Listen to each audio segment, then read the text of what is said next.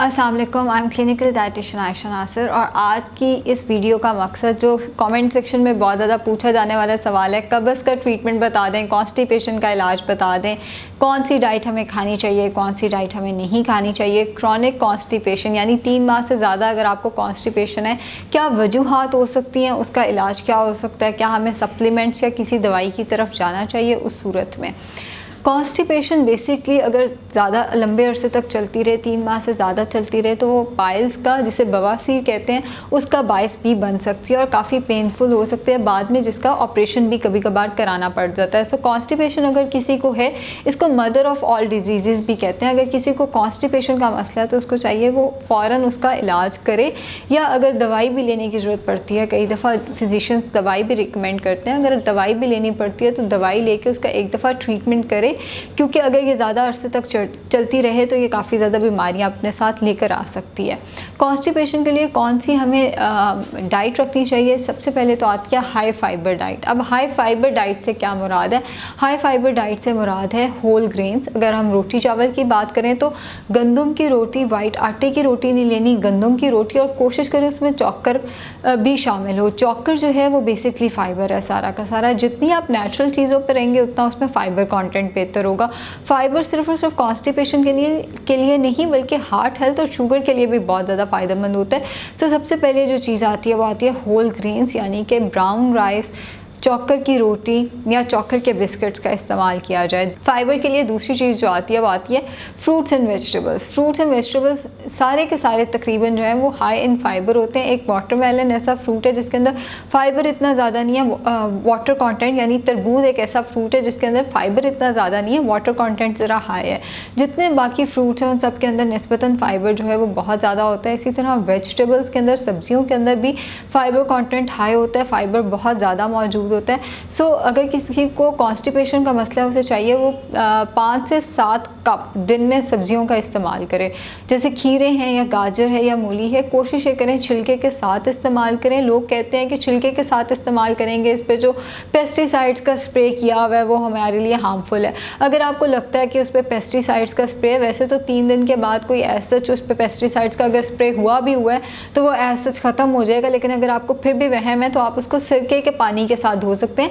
आपने 1.5 लीटर की बॉटल के अंदर 2 टेबल स्पून सिरका डालना और उससे उसको वॉश कर देना है। सिरके के पानी के साथ उसको वॉश कर लेंगे तो फिर आपका पेस्टिसाइड्स का डर भी ख़त्म हो जाएगा, उस पर पेस्टिसाइड्स नहीं रहेंगे। कोशिश ये करें अगर कॉन्स्टिपेशन का मसला है तो आप सब्जियों को और फल को भी इवन छिलके के साथ इस्तेमाल करें। सेब है तो छिलके के साथ इस्तेमाल किया जाए, बाकी भी जितने फल हैं वो छिलके के साथ इस्तेमाल किए जाएँ। अब सब्जियों में जो सबसे अच्छी सब्ज़ी है कॉन्स्टिपेशन के लिए वो मूली आती है। मूली वैसे भी डायूरेटिक भी है, उसे खाने से यूरिन ज़्यादा आता है, एंड कॉन्स्टिपेशन के लिए भी वो बहुत अच्छी है, उसमें फ़ाइबर कंटेंट भी बहुत ज़्यादा हाई है। अगर हम फ्रूट की बात करें तो अमरूद में फ़ाइबर कंटेंट सबसे ज़्यादा हाई है, अमरूद का इस्तेमाल किया जा सकता है। इसके अलावा मैंगो भी कॉन्स्टिपेशन के लिए काफ़ी अच्छा है।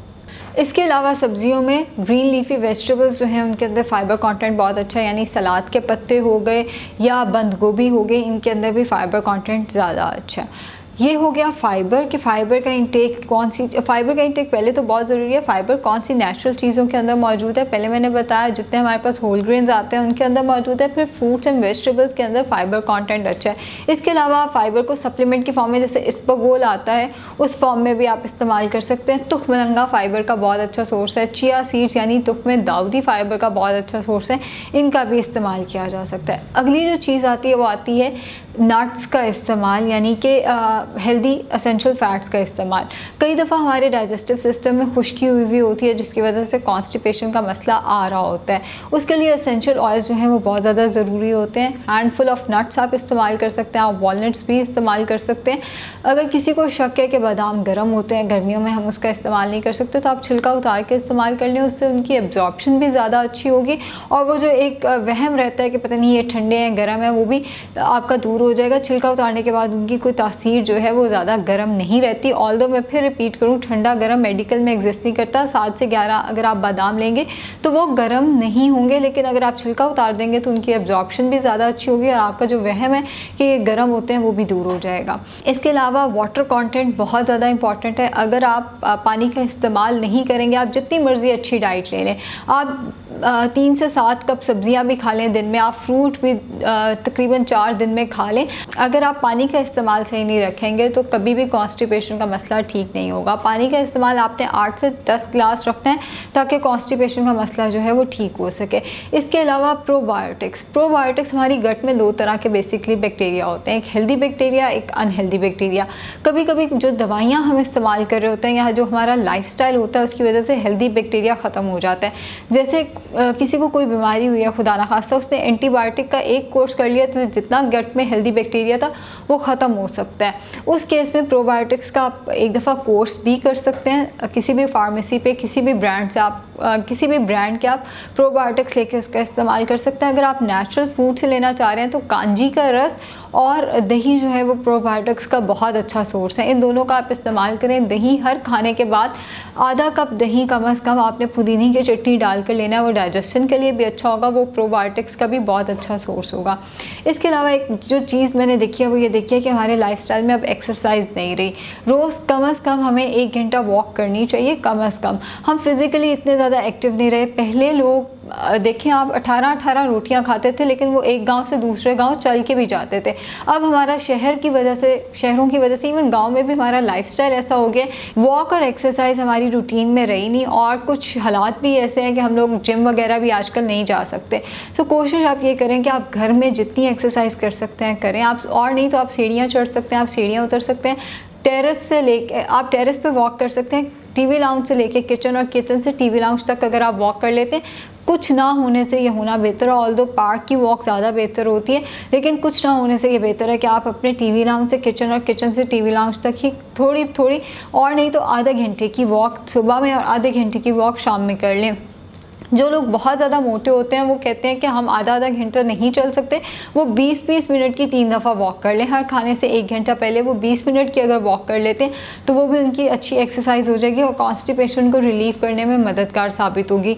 इसके अलावा दूध के अंदर कुछ जिसे हैक्स कह सकते हैं वो ये हैं कि दूध के अंदर आप 1 चम्मच ऑलिव ऑयल, 1 चम्मच कैस्टर ऑयल और 1 चम्मच आलमंड ऑयल रात को सोने से पहले ये 1 चाय का चम्मच तीनों ऑयल्स डाल के पी लें। ये भी कॉन्स्टिपेशन को रिलीव करने में मददगार साबित होता है और इसके पीछे साइंस वही है कि जब हमारे डाइजेस्टिव सिस्टम से एसेंशियल फैट्स ख़त्म हो जाते हैं तो खुश्की होना शुरू हो जाती है जिसकी वजह से कॉन्स्टिपेशन होती है।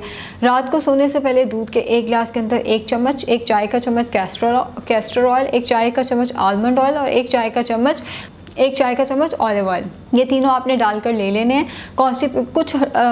कुछ अरसे तक इनको लेते रहें, कॉन्स्टिपेशन का मसला काफ़ी हद तक रिलीफ हो जाएगा। इसके अलावा रात को 2 इंजीर भिगो के रख दें और सुबह उठ के नहार मुँह उस इंजीर का इस्तेमाल करें।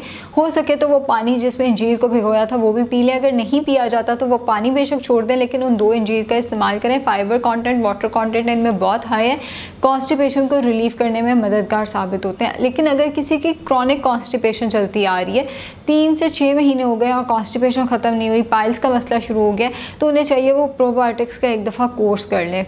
प्रोबायोटिक्स का कोर्स जो है वो नेचुरल प्रोबायोटिक्स से निस्बतन बेहतर इसलिए होगा कि आपको इमीडिएटली रिलीफ मिल जाएगा, बजाय इसके कि जब आप डाइट से प्रोबायोटिक्स लेंगे तो वो थोड़ा स्लो प्रोसेस होगा। बेहतर ये आप किसी भी फार्मेसी से किसी भी ब्रांड के प्रोबायोटिक्स लेके 1 महीने का उसका कोर्स कर लें एंड उसके ऊपर तरीका भी लिखा होता है। हर प्रोबायोटिक के कुछ साशेज़ होते हैं, कुछ टैबलेट्स होती हैं, हर एक का तरीका डिफरेंट होता है। सो मैं प्रोबायोटिक्स के इस्तेमाल का तरीका नहीं बता सकती।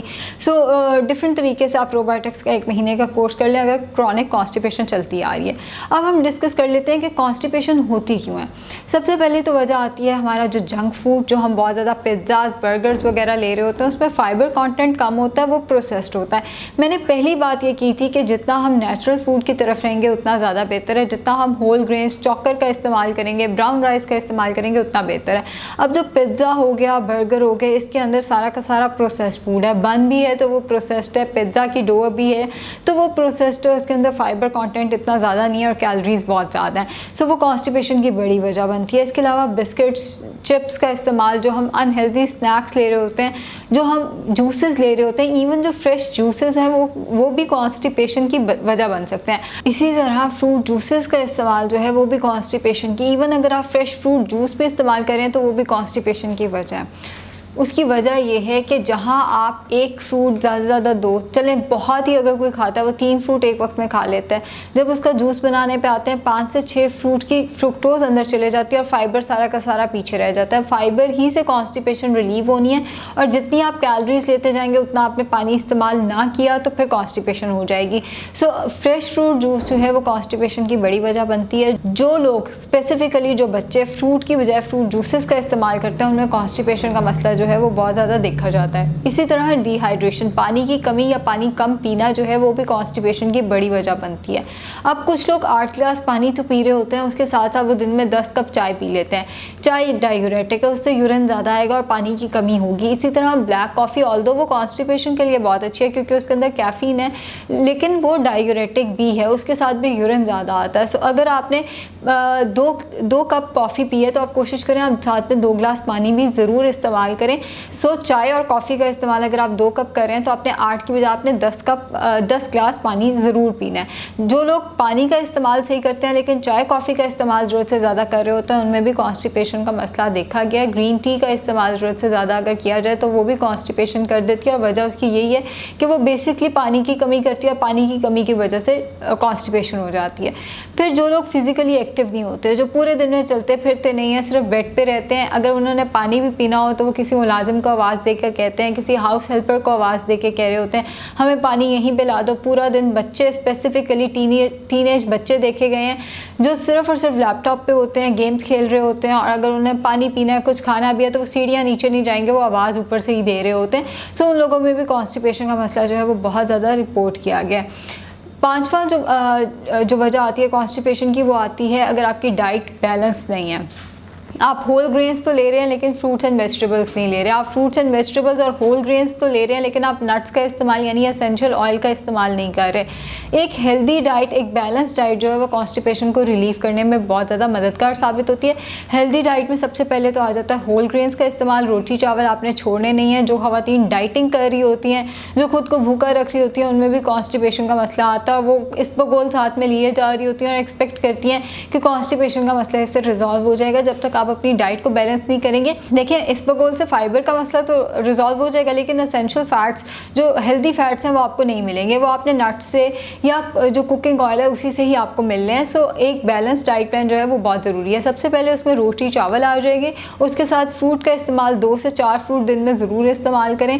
सब्जियां 5 से 7 कप दिन में ज़रूर इस्तेमाल करें। चाहे आप फिर सलाद के साथ चाहे आप फिर खाने के साथ 2 कप इस्तेमाल कर लें और साथ में चना चाट या लोबिया चाट बना के इस्तेमाल कर लें। दही भल्लों में आप सब्जियों का ज़्यादा इस्तेमाल कर सकते हैं। आप रैप्स वगैरह सब्जी के बना के उसमें उसका इस्तेमाल कर सकते हैं। अगली चीज़ आती है प्रोटीन का इस्तेमाल। ऑल्दो प्रोटीन का कॉन्स्टिपेशन से इतना ज़्यादा ताल्लुक़ नहीं है लेकिन प्रोटीन भी हेल्दी डाइट के लिए बहुत ज़्यादा ज़रूरी है। और जो आखिरी चीज़ आती है वो आती है हेल्दी फैट्स। कुकिंग ऑयल जो है वो हेल्दी इस्तेमाल करें। कैनोला ऑयल कुकिंग के लिए सबसे बेहतर है। इसके अलावा आप एक्स्ट्रा वर्जिन ऑलिव ऑयल भी इस्तेमाल कर सकते हैं। सो हेल्दी ऑयल इस्तेमाल करें। नट्स का, सीड्स का इस्तेमाल ज़रूर करें अगर उससे भी कॉन्स्टिपेशन रिलीफ नहीं होती। जैसे मैंने पहले बताया, दूध के अंदर आपने ऑयल्स डाल के उसका इस्तेमाल किया जा सकता है। डेयरी की अगर हम बात करें तो डेयरी के अंदर जो दही है वो कॉन्स्टिपेशन को रिलीव करने में मददगार साबित होता है, कब्ज़ को ख़त्म करने में मददगार साबित होता है। उसकी वजह यह है उसके अंदर प्रोबायोटिक्स है। प्रोबायोटिक्स वो हेल्दी बैक्टीरिया है जो हमारी गट में ज़रूरी होता है, और अगर वो गट से ख़त्म हो जाए तो फिर कॉन्स्टिपेशन या डायरिया का मसला जो है वो होना शुरू हो जाता है। उम्मीद है ये वीडियो आपके लिए काफ़ी हद तक मददगार साबित हुई होगी। अगर आपका कोई और सवाल है तो आप कमेंट सेक्शन में कर दें, मैं कोशिश करूँगी नेक्स्ट वीडियोज़ पे बना दूँ। Thank you so much.